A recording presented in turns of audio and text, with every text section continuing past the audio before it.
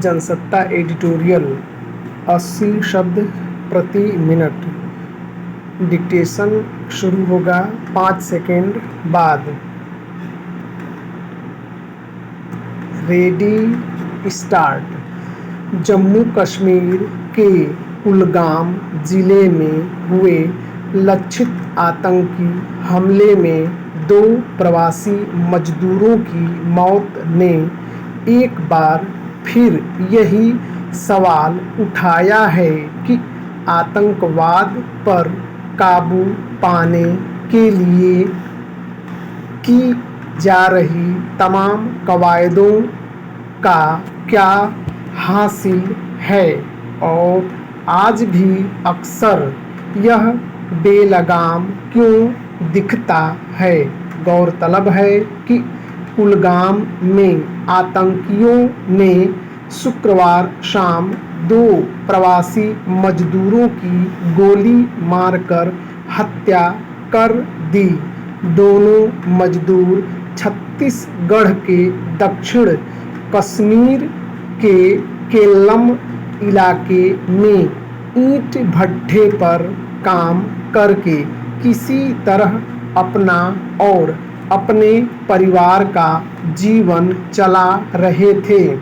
खबरों के मुताबिक इस हमले की जिम्मेदारी लश्कर-ए-तैयबा के ही एक छाया संगठन द रेजिमेंट फ्रंट ने ली है। जाहिर है इस घटना के बाद फिर से सरकार सुरक्षा तंत्र को और मजबूत बनाने की ओर एक कदम उठाने की बात करेगी और लोगों को यह भरोसा दिया जाएगा कि भविष्य में आतंकियों की हमला करने की हिम्मत नहीं होगी।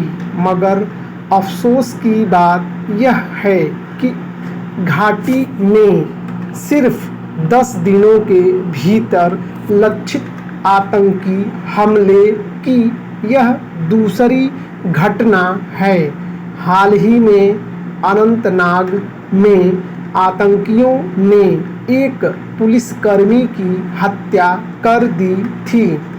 इसमें कोई दो राय नहीं कि सीमा पार स्थित ठिकानों से अपनी गतिविधियां संचालित करने वाले आतंकवादी संगठनों के खिलाफ मोर्चा लेने के क्रम में सुरक्षा बलों ने कोई कसर नहीं छोड़ी है और हर कुछ समय बाद रणनीति में भी बदलाव किया जाता रहा है।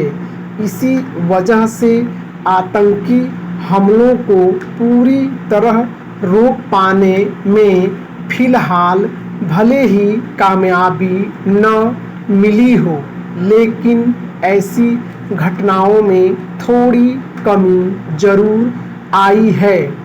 इसके बावजूद यह सच है कि अगर आतंकी संगठनों की ओर से कुछ लोगों को चुनकर निशाना बनाया जाता है और इस तरह अपनी मौजूदगी का संकेत देने की कोशिश होती है, यह साफ है कि आज भी जम्मू कश्मीर के संवेदनशील इलाकों में आतंकी संगठनों के पांव जमे हुए हैं और वे कई बार सिर्फ इसलिए किसी निर्दोष व्यक्ति की हत्या कर देते हैं ताकि उनका खौफ बना रहे।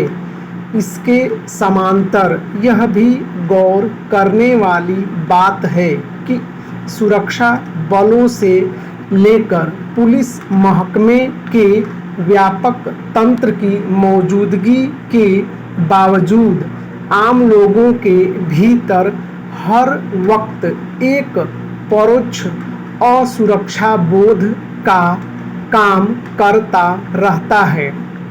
सवाल है कि आखिर ऐसा क्यों होता है कि कुछ समय के अंतराल पर आतंकवादी बिना किसी रोक टोक के आबादी के बीच घुसपैठ करते हैं और कभी अराजक तरीके से तो कभी पहलगाम जैसे हमले को अंजाम देकर आसानी से भाग जाते हैं। त्रासद नतीजों का दंश आम लोगों को झेलना पड़ता है। यह सही है कि पिछले कुछ वर्षों के दौरान खुफिया विभाग, स्थानीय पुलिस और सुरक्षा बलों के बीच तालमेल की वजह से आतंकियों के खिलाफ एक ठोस मोर्चा कायम किया गया है और आतंकवादियों के प्रत्यक्ष हमलों पर अंकुश लगा है। कई बार स्थानीय आबादी के बीच से भी पुलिस को सहयोग मिल जाता है। इसके बावजूद यह तथ्य है कि घाटी आतंकी हमलों से सुरक्षित नहीं है। सुरक्षा बलों की सख्ती की वजह से अब आतंकवादी संगठनों ने अपनी रणनीति में बदलाव किया है और अब उन्होंने लक्षित हमलों को अपना मुख्य जरिया बनाया है। सरकार और सुरक्षा बलों को अब इसी मुताबिक आतंकियों से निपटने के लिए नई रणनीति के साथ मोर्चा लेने की जरूरत है। स्टॉप।